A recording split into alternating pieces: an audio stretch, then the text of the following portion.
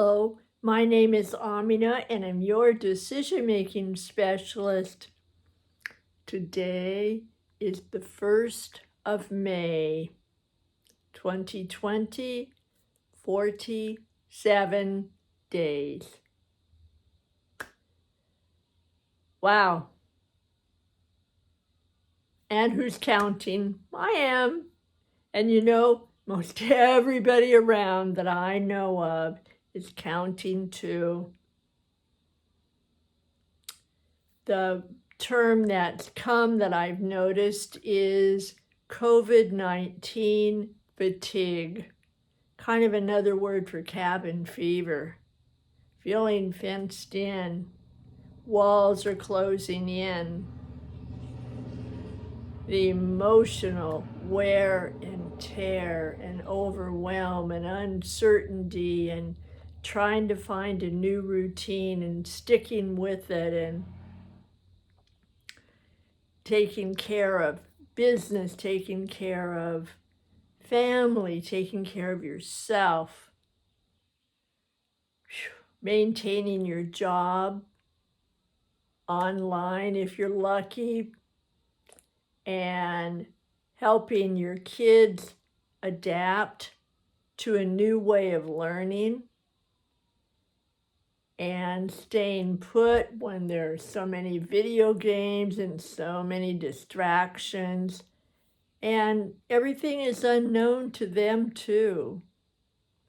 So here we are, if you're still in shelter, and even if you're not, you've gotten used to a routine. It may still be kind of jagged or get off track sometimes, and yet you're used to the newness, even the distractions, even the uncertainty and the craziness and the chaos have somewhere shifted a little bit to where there's some clarity, new habits, new ways of being together. And now, guess what? The focus is starting to shift everywhere on transitioning out. And they've rolled out the carpet.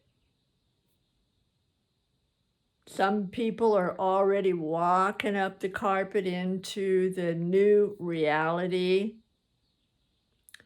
Others are going part of the way to certain parts.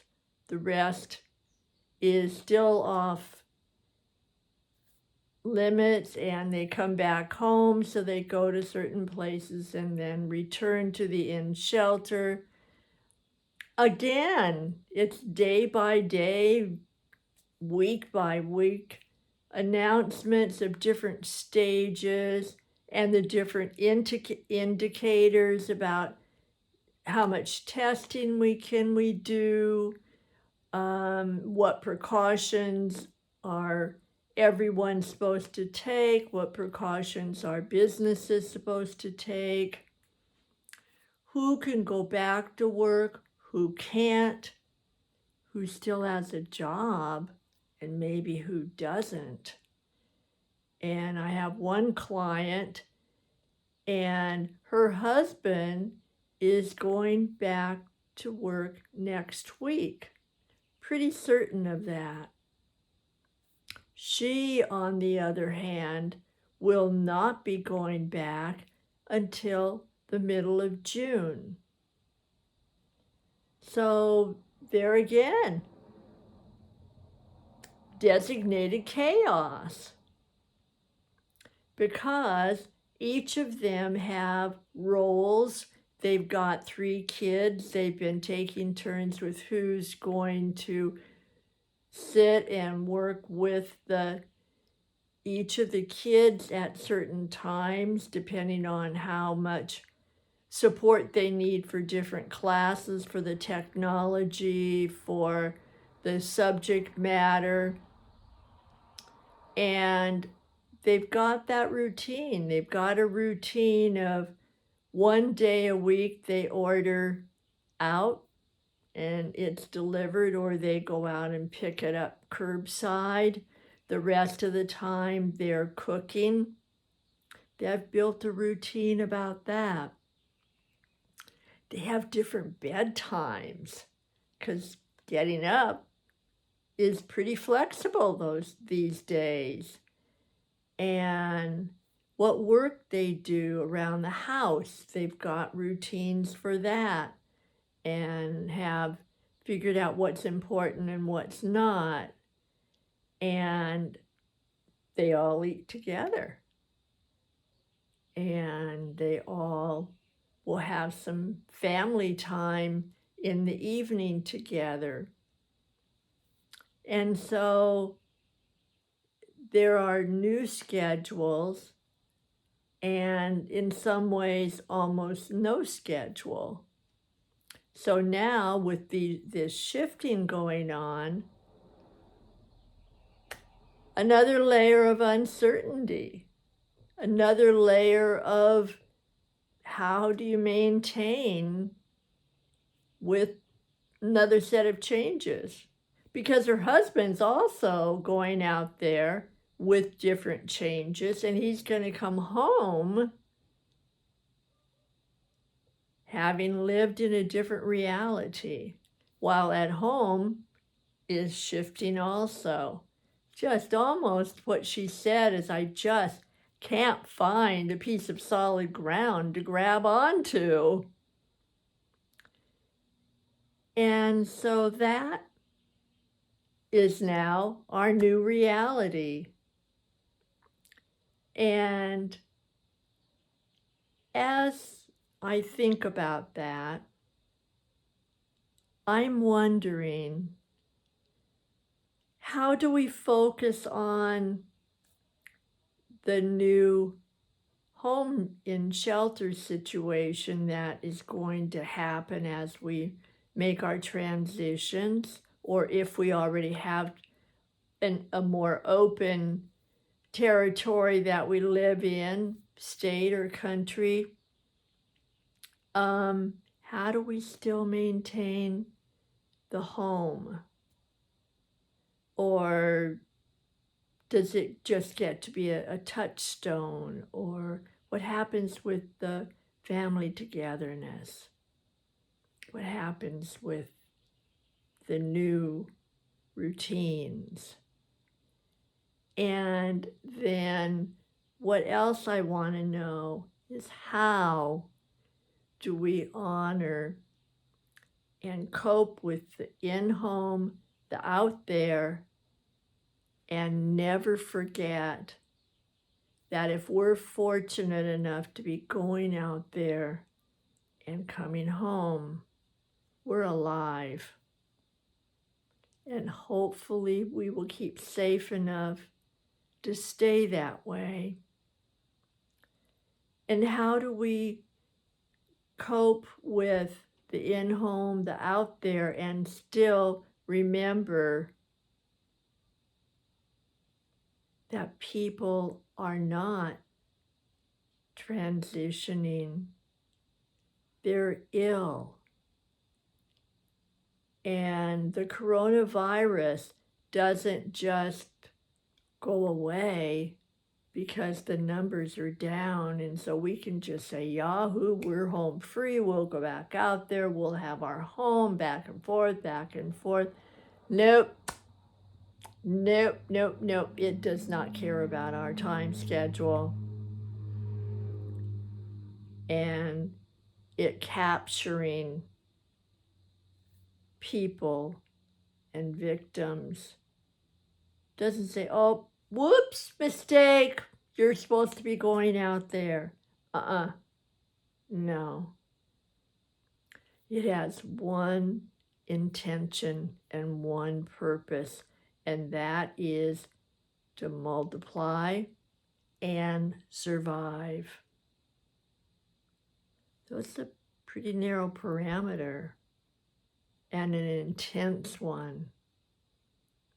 So in the midst of trying to figure all this new reality out, I'm offering that we still take our moments of being grateful that we're here or we're headed out there, and honor those people that are not, and wish that they will get better, and honor the people out there that are already there, the essential workers, the nurses, doctors, the people that have delivered our food, that have worked in the stores throughout all of this, to honor them.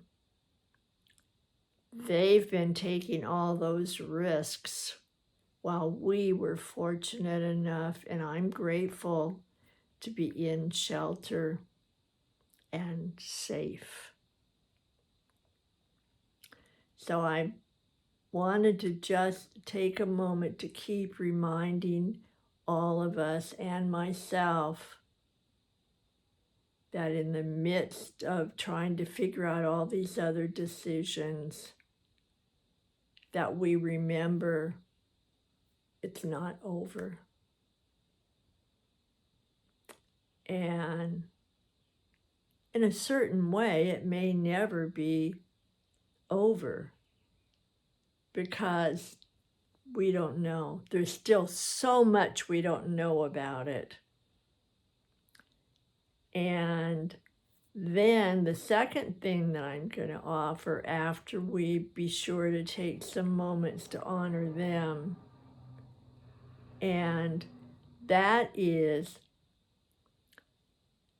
to take another moment, more than an eyelash of a moment, kind of look around. Check out the life that you've been living for however long you've been in shelter. And instead of just racing out there and being glad and free, be glad and feel free as much as you can, and keep safe, and wonder, I'm curious. I'm curious. What out of all this that started out as chaos in shelter will you miss? What will you want to pack in your suitcase, in your story? The more family time? What you learned about being able to work online and have it turn out just wonderfully, maybe even more productive? Maybe you realized that, I kind of liked cooking. I didn't know I could. Maybe you've developed some favorite recipes and you want to keep those. Maybe you have learned something about yourself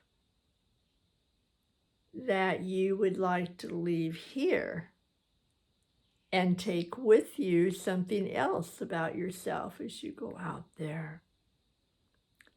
Maybe you would like to be more loving and kind with your family more often.